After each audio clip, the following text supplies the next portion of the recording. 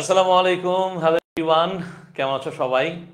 25 ব্যাচের admission English প্রিপারেশনের জার্নিটা আজকে শুরু হতে যাচ্ছে। আজকে আমাদের এমসিকিউ বুস্টার ব্যাচের প্রথম ক্লাস এবং আমাদের এই যে উইক ওয়ানটা আমরা উইকলি 3টা করে ক্লাস নিব, মঙ্গলবার, বুধবার, বৃহস্পতিবার। এই 3 দিনের যেই উইকলি বেসিসে ক্লাস হবে এইটা কিন্তু প্রতিনিয়ত হতে থাকবে, অর্থাৎ এই উইকে হয়েছে নেক্সট উইকে হবে।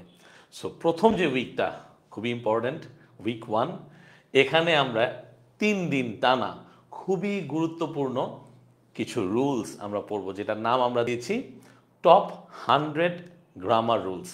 অর্থাৎ আমরা যেহেতু ইংলিশ পড়তেছি, স্বাভাবিকভাবেই ইংলিশ গ্রামার রুলসই হবে, তাই নতুন করে আর ইংলিশ ওয়ার্ডটা এখানে অ্যাড করিনি।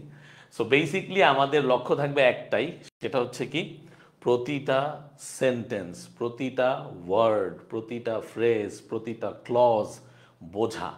আমাদের দ্বিতীয় লক্ষ্য থাকবে কি প্রতিনিয়ত ভোক্যাবুলারিটাকে কি করা, স্ট্রং করা।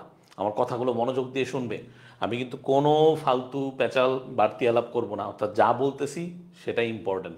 যারা সালাম দিচ্ছ, ওয়ালাইকুম আসসালাম। আমার অন্যান্য ধর্মাবলম্বী অনেক ভাই বোনদের জন্য যারা আছে তাদেরকে শুভেচ্ছা জানাই।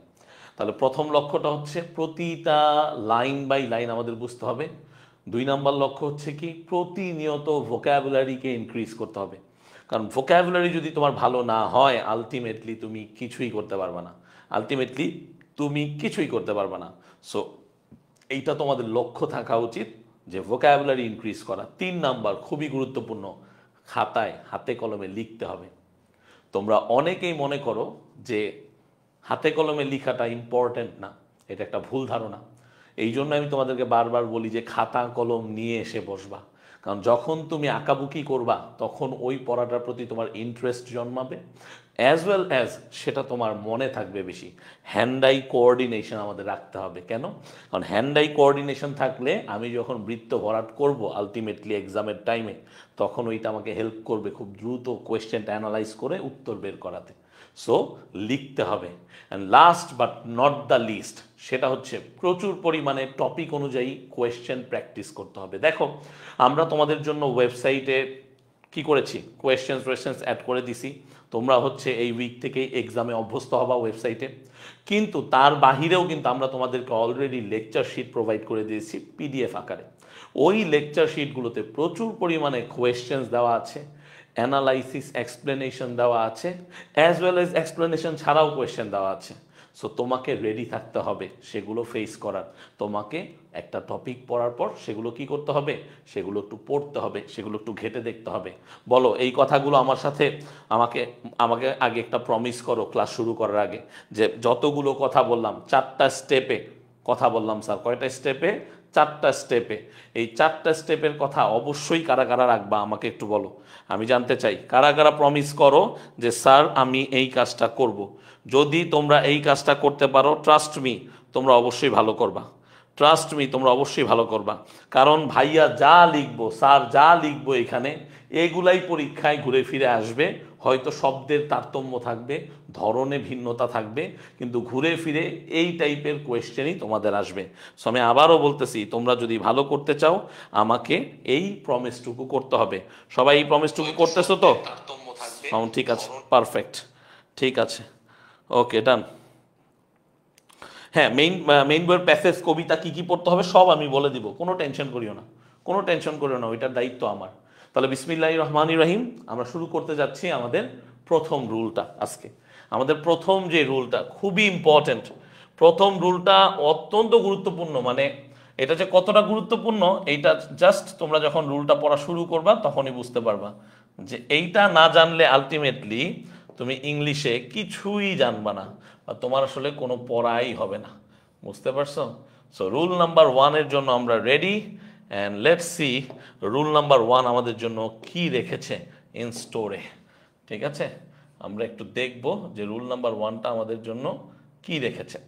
রুল নাম্বার 1টা হচ্ছে বেসিকলি আমরা অনেকেই ভুলে যাই যে একটা ইংরেজি বাক্য কিভাবে তৈরি হয়। তার মানে আমরা সাদা চোখে যেটা দেখি সেটা হচ্ছে কি একটা ইংলিশ সেন্টেন্স। মনোযোগ দাও, একটা কি দেখি আমরা? English sentence. কিন্তু এই সেন্টেন্সটার পেছনে আরো অনেক কিছু থাকে। ফর এক্সাম্পল কি থাকে এই সেন্টেন্সটার পেছনে? এই সেন্টেন্সটার পেছনে কি থাকে? সো বেসিকলি একটা সেন্টেন্সের পেছনে আমরা যেটা পাই সেটা হচ্ছে কি, প্রথম যেই জিনিসটা সেটা হচ্ছে ক্লজ। আমার সাথে সাথে লিখো, কি পাই আমরা? ক্লজ। তার মানে আলটিমেটলি সেন্টেন্স হইতে হলে সেখানে কি থাকবে? ক্লজ থাকবে। তারপরে যেই জিনিসটা আমরা পাই সেটা হচ্ছে কি বলতো? সেটা হচ্ছে আলটিমেটলি ফ্রেজ। আমরা ফ্রেজ আকারে অনেক কিছু পেয়ে থাকি, রাইট? তাহলে ক্লজ যেমন আছে, কি আছে? ফ্রেজ আছে। And last but not the least আমাদের যেটা লাগে সেটা হচ্ছে কি? ওয়ার্ডস। ওয়ার্ডস ছাড়া তো আলটিমেটলি আমরা সেন্টেন্স তৈরি করতে পারবো না, তাই না? তাহলে এই যে তিনটা জিনিস, এই তিনটা জিনিসের উপর ভিত্তি করেই এত সব কিছু।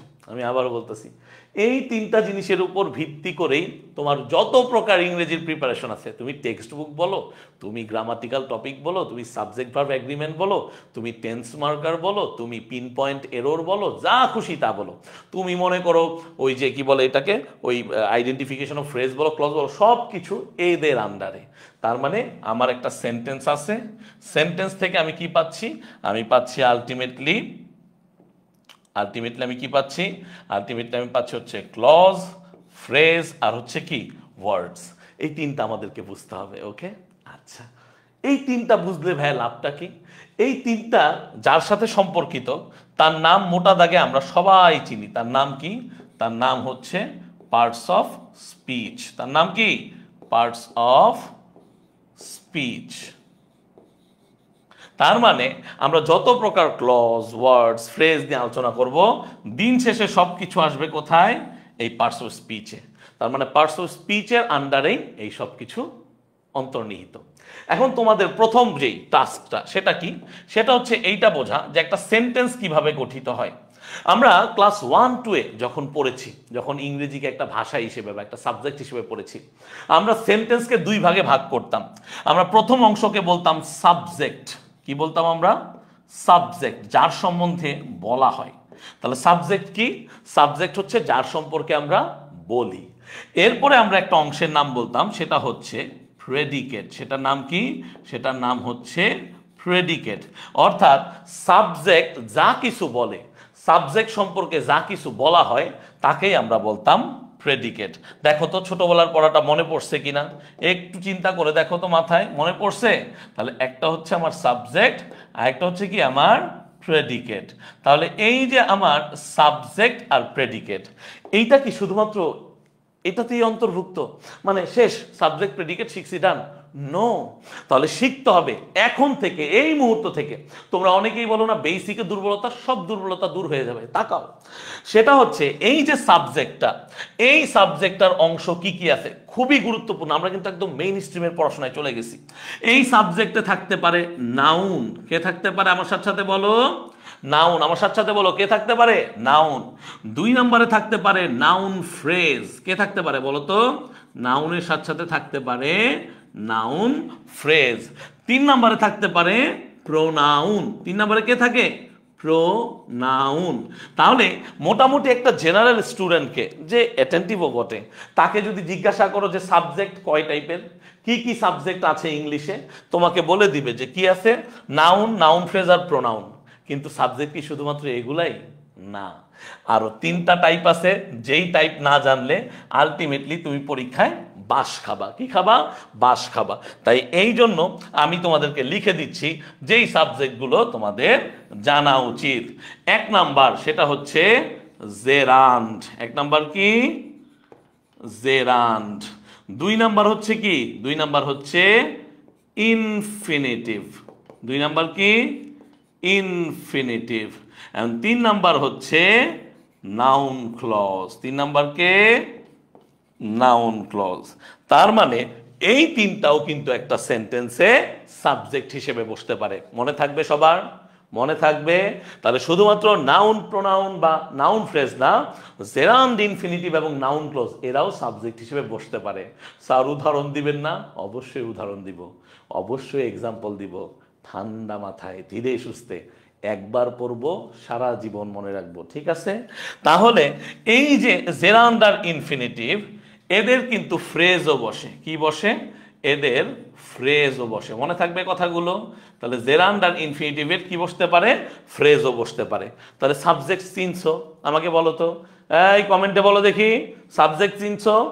সাবজেক্ট চেনা হয়েছে? তাহলে ইংরেজি বাক্যের সাবজেক্ট মনে থাকবে, সবার মনে থাকবে ইনশাআল্লাহ। এখন আসো প্রেডিকেট। প্রেডিকেটে একটা জিনিস কমন।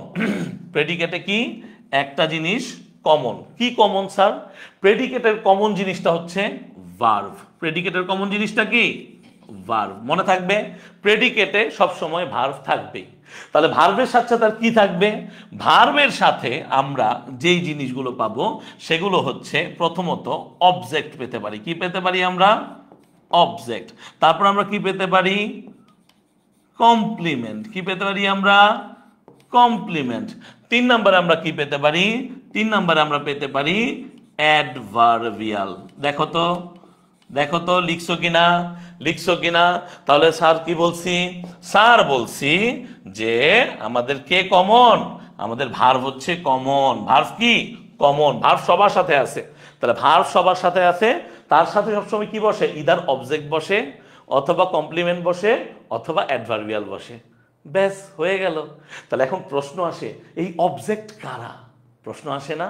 তাহলে আসলে লিখি, এই অবজেক্ট কারা হতে পারে? তাহলে কালারটা একটু চেঞ্জ করে নিলাম। এই অবজেক্ট হতে পারে কারা বলো তো? এই অবজেক্ট হতে পারে নাউন। কে হতে পারে? নাউন।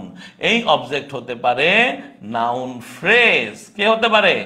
Noun phrase. এই অবজেক্ট হতে পারে প্রোনাউন। কে হতে পারে? প্রোনাউন। তাহলে দেখো তো, চেনা চেনা লাগে না? চেনা চেনা লাগে তবু অচেনা। অনেক সময় অবজেক্ট বললে উত্তর তো দিতে পারো না। কেন? তার কারণ হচ্ছে অবজেক্ট মানে যে নাউন বা নাউন ফ্রেজ বা প্রোনাউন মানে সাবজেক্টের মতোই, এটা আমরা অনেক সময় ভুলে যাই। বুঝতে পারছো? তাহলে মনে থাকবে সবার? এই বলো, মনে থাকবে? ঠিক আছে। তাহলে অবজেক্ট বললে এই 3টা বলতে পারবা তো? আচ্ছা, কমপ্লিমেন্টটা কি স্যার? ওই যে দেখো, ওই যে মনে আছে আমরা যখন তোমার লিঙ্কিং ভার্বের কথাবার্তা বলি তখন বলি না কমপ্লিমেন্ট বসে, কমপ্লিমেন্ট বসে। এই হচ্ছে সেই কমপ্লিমেন্ট। তাহলে কমপ্লিমেন্টে আমার 2টা এলিমেন্ট আছে। কি কি? বেসিকলি একটা এলিমেন্টের নাম হচ্ছে নাউন ফ্রেজ। কি নাম সেটার? Noun phrase. মনে থাকবে সেটার নাম কি? Noun phrase. আরেকটা হচ্ছে অ্যাডজেক্টিভ। আরেকটা কি? অ্যাডজেক্টিভ। এখন অ্যাডমিশন টেস্টে খেলা কি জানো? এই কমপ্লিমেন্টের যে ইটা আছে না, এই যে খেয়াল করো, এই যে এখানে একটা ই আছে না, এই ইটা যদি সুইটা যায়, এই ইয়ের জায়গায় যদি আই লিখি, ইয়ের জায়গায় যদি কি লিখি, ইয়ের জায়গায় যদি আই লিখি, তাইলে কিন্তু ওই কমপ্লিমেন্ট হয়ে যায় প্রশংসা। ওই কমপ্লিমেন্ট কি হয়? প্রশংসা। লিখা রাখো, লিখা রাখো। তাহলে COMPLE থাকলে সেই কমপ্লিমেন্টটা হচ্ছে কি? সাবজেক্টের সাথে সম্পর্কিত। ঠিক আছে? সাবজেক্ট সম্পর্কে এক্সট্রা ইনফরমেশন দিচ্ছে, সাবজেক্টের সাথে একটা কানেকশন তৈরি করছে, ওই কমপ্লিমেন্ট। আর যদি এই ইয়ের জায়গায় আই হইয়া যায় তখন সেটা কি? প্রশংসা। সেটা কি? প্রশংসা। মনে থাকবে? ওকে। তাহলে অ্যাডভার্বিয়াল কি স্যার? অ্যাডভার্বিয়াল বা অ্যাডভার্বিয়ালস, এইটাকে আমরা বের করতে পারি এইভাবে। দেখো, আমরা বলবো ইদার অ্যাডভার্ব হবে, কি হবে? অ্যাডভার্ব, অথবা অ্যাডভার্ব ফ্রেজ। কি হবে? Adverb phrase. তাহলে এখন আমাকে বলো, এখন আমাকে বলো, ইংরেজি বাক্য চিনতে আর কষ্ট হবে? আমাকে বলো, বুঝতে পারছো? বুঝতে পারছো? তাহলে ইংরেজি বাক্য চিনতে কি আর কষ্ট হবে? দ্রুত বলো, আমাকে দ্রুত বলো, ইংরেজি বাক্য চিনতে কি আর কষ্ট হবে? হোপফুলি না, হোপফুলি না। যদি বুঝে থাকো তাহলে ইংরেজি বাক্য চিনতে আর কষ্ট হবে না। ইংরেজি বাক্য চিনতে আর কষ্ট হবে না। কেন না? কারণ একদম বেসিক যেই জিনিসগুলো জানা দরকার ভাইয়া সবগুলো বলে দিলাম। একদম বেসিক যে জিনিসগুলো জানা দরকার ভাইয়া বলে দিলাম। তার মানে কি? আমাদের প্রথম রুলটার কাজই হচ্ছে একটা সেন্টেন্সের স্ট্রাকচার জানা। তোমরা জানতে চাও না যে একটা সেন্টেন্স কিভাবে তৈরি হয়, কতভাবে তৈরি হয়? তাহলে একটা সেন্টেন্স মূলত এইভাবে তৈরি হয়। দেখছো সবাই? বুঝতে পারছো? এখন অনেকে বলবা স্যার অনেক সময় তো কমপ্লিমেন্ট হিসেবে নাউনও বসতে পারে শুধু, অনেক সময় তো বসতে পারে, আমি না করতেছি না তো, নাউন ফ্রেজ যদি বসে নাউনও বসতে পারে। আবার স্যার অনেক সময় তো স্যার অ্যাডভার্বিয়ালে আমরা প্রিপোজিশনাল ফ্রেজও পেতে পারি। অবশ্যই পেতে পারি, কারণ প্রিপোজিশনাল ফ্রেজ 3 টাইপের হয়। কয় টাইপের হয়? 3 টাইপের। প্রিপোজিশনাল ফ্রেজ নিজে, অ্যাডজেক্টিভ ফ্রেজ, অ্যাডভার্বিয়াল ফ্রেজ, তাহলে অবশ্যই অ্যাডভার্বিয়ালে প্রিপোজিশনাল ফ্রেজ হইতে পারে। স্যার অবজেক্ট হিসেবে তো অনেক ক্ষেত্রে আমরা ইনফিনিটিভ ফ্রেজ এগুলো ব্যবহার করি, অবশ্যই ব্যবহার করি। মডিফায়ার আমরা পড়েছি, আমরা যখন মডিফায়ার পড়েছি তখন আমরা দেখেছি যে বাক্যের শেষে ইনফিনিটিভ ফ্রেজ এগুলো বসেছে। সো আমি জাস্ট তোমাদেরকে একদম বেসিক ধারণাটা দিছি, এগুলোর বাইরে আরও যদি আসে মানে এক্সাম্পল স্বরূপ সেগুলো আমরা একটু পরে দেখব। এই পর্যন্ত বুঝতে পারছো কিনা আমাকে বলো। এই পর্যন্ত বুঝতে পারলে ডান লিখো, এই পর্যন্ত বুঝতে পারলে একটু কমেন্টে ডান লিখো, এই পর্যন্ত বুঝতে পারলে একটু কমেন্টে ডান লিখো দ্রুত। এই পর্যন্ত বুঝতে পারলে কমেন্টে ডান লিখো সবাই, সবাই দ্রুত।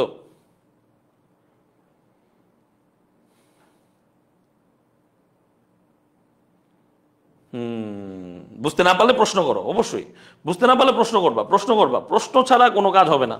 পড়াশোনা করতে আসছি, প্রশ্ন করতে হবে দ্রুত। ডান। আহারে বাবা, পিডিএফ দেওয়া হবে, সব দেওয়া হবে। আচ্ছা তোমরা আমাকে একটা কথা বলো, তোমাদেরকে সবকিছু গুছাই দিছি না অলরেডি? আমাকে বলো, কমেন্টে বলো, অলরেডি তোমাদেরকে গুছাই দিছি না? তাহলে ক্লাসে কেন এগুলো জিজ্ঞাসা করো? ক্লাসে শুধু পড়াশোনা, এই পিডিএফ টিডিএফ যা আছে সব দেওয়া হবে, এটি নিয়ে টেনশন করবে না, ঠিক আছে? হ্যাঁ, এবার আসো এক্সাম্পল। তাহলে আমরা স্ট্রাকচার বুঝতে পারছি, স্ট্রাকচার শেষ, এখন হচ্ছে এক্সাম্পল। এখন আমরা কি শুরু করব? এক্সাম্পল শুরু করব। চলো দেখি, তাহলে আমরা এক্সাম্পল দেওয়া শুরু করি। এবং প্রত্যেকটা এক্সাম্পল বিগত বছরের পরীক্ষাগুলোতে এসেছে। আবারও বলতেছি, এখানে কোনো এক্সাম্পল কোনো ফালতু এক্সাম্পল না, মন গড়া এক্সাম্পল না, I eat rice, we eat rice টাইপের এক্সাম্পল না। প্রত্যেকটা এক্সাম্পল টু দা পয়েন্ট এবং পরীক্ষায় এসেছে। তাহলে প্রথম যে এক্সাম্পলটা আমরা দেখতে যাচ্ছি সেটা কি দেখো। নাম্বার 1 যে এক্সাম্পলটা আমরা এখন দেখতে যাব, নাম্বার 1 এক্সাম্পলটা যখন আমি লিখব খুব ভালো করে দেখবা, খেয়াল করবা, তাহলে তুমি বুঝতে পারবা। আমরা লিখব হচ্ছে দ্য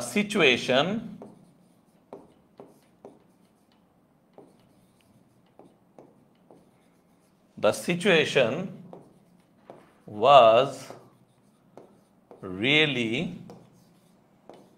alarming। খেয়াল করো, দেখো একদম প্রথম সেন্টেন্সটা থেকে আমাদেরকে কিন্তু চ্যালেঞ্জ জানানো শুরু করে দিছে, চ্যালেঞ্জ কিন্তু চলে আসছে। তাহলে এই একটা সেন্টেন্সকে এখন কি তোমরা চিন্তা করতে পারো? আমাকে বলো তো, এই যে আমি তাকাইলাম, এখন কি তোমরা সেন্টেন্সটাকে চিন্তা করতে পারো? ওকে, একটা আমি আগে করি, তাহলে তোমরা বুঝতে পারবা।